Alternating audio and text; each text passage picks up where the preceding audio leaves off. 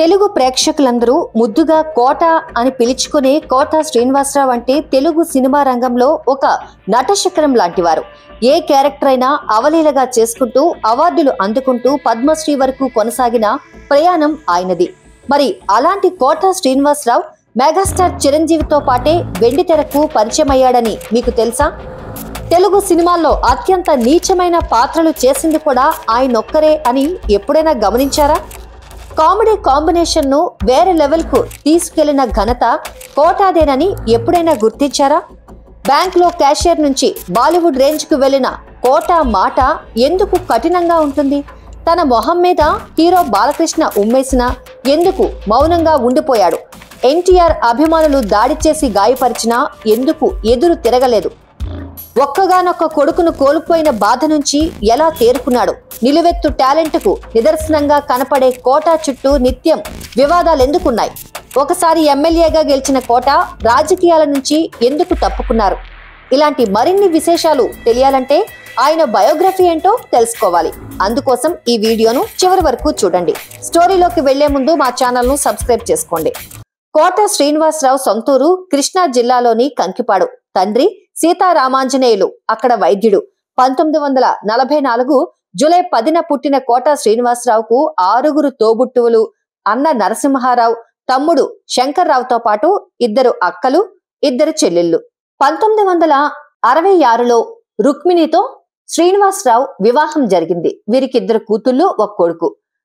తమ్ముడు శంకర్రావు కూడా cinema serial artist గా పరిచయమే. కోట శ్రీనివాసరావు ఫ్యామిలీ నేపథ్యాన్ని పరిచయం చేయాలంటే ఇలాంటి చిన్న పారాగ్రాఫ్ సరిపోతుంది. కానీ 40 ఏళ్ల ఆయన నట ప్రస్థానం గురించి, ఆయన సాధించిన విజయాల గురించి, నటుడిగా మరొకరికి అందనంత ఎత్తుకు ఎదిగిన ఆయన ధైర్యాన్ని గురించి చెప్పాలంటే ఇలాంటి బయోగ్రఫీ రాయాల్సిందే.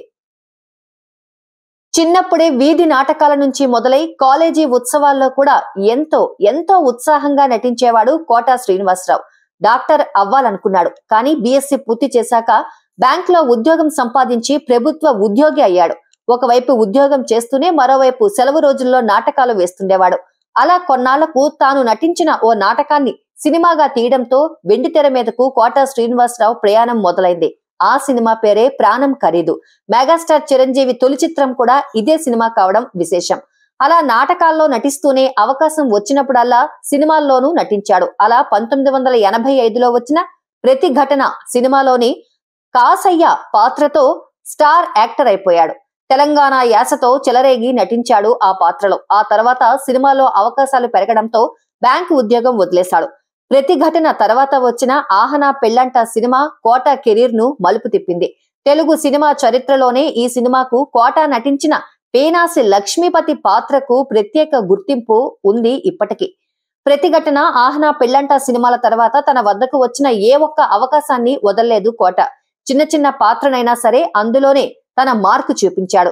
ఒకవైపు కామెడీ పాత్రలు చేస్తూనే మరోవైపు నెగిటివ్ రోల్స్, విలనీ రోల్స్ చేస్తూ నటనలో తనను తాను కొత్తగా ఆవిష్కరించుకున్నాడు. రాజా విక్రమార్క, బొబ్బిలి రాజా, చెవిలో పువ్వు, జయమ్ము నిశ్చయమురా, శత్రువు, రౌడీ అల్లుడు, చిత్రం బళారే విచిత్రం, ఆమె, హలో బ్రదర్, ఘటోద్గచుడు, అలుడా మజాక, గణేష్, అన్నయ్య, ఇంట్లో ఇల్లాలు, వంటింట్లో ప్రియురాలు, గన్ షాట్, ముంబై ప్రియుడు, యోగి, బావగారు బాగున్నారా, బృందావనం, ఆడవారి మాటలకు అర్థాలే వేరులే, అతడు, ఛత్రపతి, భద్రి, అవును వాళ్ళిద్దరూ ఇష్టపడ్డారు, సంతోషం, ఈడియట్, బొమ్మరిల్లు, రాఖీ, ఇలా కొన్ని వందల పాత్రలో ఆయన మరిచిపోలేని నటన కనబరిచారు. అంతేకాదు 1994లో 16 సినిమాల్లో, 2001లో 19 సినిమాల్లో కనిపించి తెలుగు సినిమాకి తానెంత కీలకమైన నటుడో తెలియజేశాడు. అప్పుడే కాదు, ఇప్పుడు కూడా ప్రధాన పాత్రలోనూ, విలన్ గానో, క్యారెక్టర్ ఆర్టిస్ట్ గానో తెలుగు పరిశ్రమలో ఉన్న ప్రతి హీరో సినిమాలో కోట నటించాడు. బాలీవుడ్ మూవీ సర్కార్ లో అమితాబ్ తోనూ నటించాడు. కోట విలక్షణ నటుడైనప్పటికీ ఆయన పాపులారిటీ పెంచింది మాత్రం కామెడీ పాత్రలే. ముఖ్యంగా బాబు మోహన్ కోట కాంబినేషన్ కు విపరీతమైన ఆదరణ దక్కింది. కామెడీ కాంబినేషన్లు ఎప్పటి నుంచో ఉన్నప్పటికీ కోట, బాబు మోహన్ కాంబినేషన్ మాత్రం వేరే లెవెల్. అంత పేరు రావడంతో కోటదే కీలక పాత్ర. వారిద్దరి కాంబినేషన్ లో దాదాపు 60 సినిమాలు వచ్చాయి. తెర మీద ఎంతో కామెడీ పండించిన కోట లైఫ్ లో కూడా వివాదాలున్నాయి, విషాదము ఉంది. అలా ఆయన జీవితంలో మర్చిపోలేని విషాదం కొడుకు ఆంజనేయ ప్రసాద్ దుర్మరణం. 2010 జూన్ 21న జరిగిన ఓ రోడ్డు ప్రమాదంలో దుర్మరణం చెందాడు. ఒక్కగానొక్క కొడుకు మరణించడంతో తీవ్ర వేదనకు గురైన కోట కోలుకోవడానికి చాలా కాలమే పట్టింది. ఆంజనేయ ప్రసాద్ కూడా నటుడే.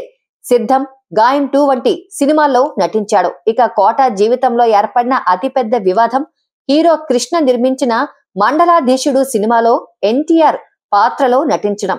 కాంగ్రెస్ ను సపోర్ట్ చేస్తూ ఎన్టీఆర్ ను కించపరుస్తూ నిర్మించిన చిత్రమిది. దాంతో కక్ష పెంచుకున్న ఎన్టీఆర్ అభిమానులు ఓసారి విజయవాడ రైల్వే స్టేషన్ లో కనిపించిన కోట శ్రీనివాసరావుపై దాడి చేశారు. 1990లో ఒక సినిమా షూటింగ్ లో ఎదురుపడిన కోట మొహంపై హీరో బాలకృష్ణ ఉమ్మేశాడు. ఈ 2 సంఘటనలను కోట పాజిటివ్ గానే తీసుకున్నాడు. అంత పెద్ద మనిషి క్యారెక్టర్ ను హేళన చేస్తూ నటించడం తన తప్పే అని సర్ది చెప్పుకున్నాడు. అలా జీవితంలో అన్ని దశలను దాటుకుంటూ వచ్చిన కోట శ్రీనివాసరావు తెలుగుతో పాటు తమిళ్లో 34, హిందీలో 10, కన్నడలో 3, మలయాళంలో 1, దక్కనీలో 1 ఇలా మొత్తం 750కి పైగా సినిమాల్లో నటించాడు. తాను నటనలో బిజీగా ఉన్నప్పటికీ తమిళ్ డబ్బింగ్ సినిమాలకు తెలుగులో గాత్రం అందించేవాడు. అలా ఎక్కువగా గౌండమణి, మణివన్నన్లకు డబ్బింగ్ చెప్పాడు కోట. అంతేకాదు అప్పుడప్పుడు బ్రదర్, బీ కేర్ఫుల్ బ్రదర్ అని మణి సినిమాలో, మందుబాబులం మేము అని గబ్బర్ సింగ్ సినిమాలో పాటలు పాడి అలరించాడు. అన్నట్టు కోట శ్రీనివాసరావుకు రాజకీయాల్లోనూ అనుభవం ఉంది. 1999లో విజయవాడ తూర్పు నియోజకవర్గం నుంచి బీజేపీ పార్టీ ఎమ్మెల్యే అభ్యర్థిగా గెలిచాడు. కానీ ఆ తర్వాత పెద్దగా యాక్టివ్ గా పనిచేయలేదు. రాజకీయంగా సైలెంట్ అయిపోయాడు. ఇక అవార్డుల విషయానికి వస్తే 9 నంది అవార్డులు అందుకున్న గొప్ప నటుడు ఆయన. ప్రతిఘటన, గాయం, తీర్పు, లిటిల్ సోల్జర్స్, గణేష్, చిన్న, పృథ్వీనారాయణ, ఆ నలుగురు, పెళ్లైన కొత్తలో వంటి సినిమాల్లో పోషించిన పాత్రలకు ఆ అవార్డులు వచ్చాయి. కృష్ణం వందే జగద్గురుం సినిమాకు సైమా అవార్డు కూడా అందుకున్నాడు. అల్లు రామలింగయ్య పురస్కారం అందుకున్నాడు. ఇక 2015లో పద్మశ్రీ ఇచ్చి గౌరవించింది భారత ప్రభుత్వం. అందుకే తెలుగు నటుల గురించి తక్కువ చేసి మాట్లాడిన ఎవరినైనా గట్టిగా ప్రశ్నించేవాడు కోట. అలా దర్శకుడు కృష్ణవంశీతో ఓసారి గొడవ పడ్డాడు. పరభాష నటులను తీసుకొచ్చే నిర్మాతలు, దర్శకులను బహిరంగంగా విమర్శిస్తుండేవాడు. తెలంగాణ యాస మాట్లాడటంలో కోట స్పెషలిస్ట్. ఆయన నవ్వు, చూపు, కఠినత్వం, వెటకారం మరే నటుడిలోనూ చూడలేం. ఏది ఏమైనా విలన్ పాత్రలో భయపెట్టినా, కామెడీతో కడుపుబ్బా నవ్వించినా, ఎమోషనల్ సీన్స్ లో ఏడిపించినా అది కోట శ్రీనివాసరావుకే సాధ్యం అనేంత గొప్ప పేరు సంపాదించుకున్నారు. అందుకే కోట శ్రీనివాసరావు హీరో కాకపోయినా విలక్షణ నటుడిగా ఎప్పటికీ గుర్తుండిపోతారు.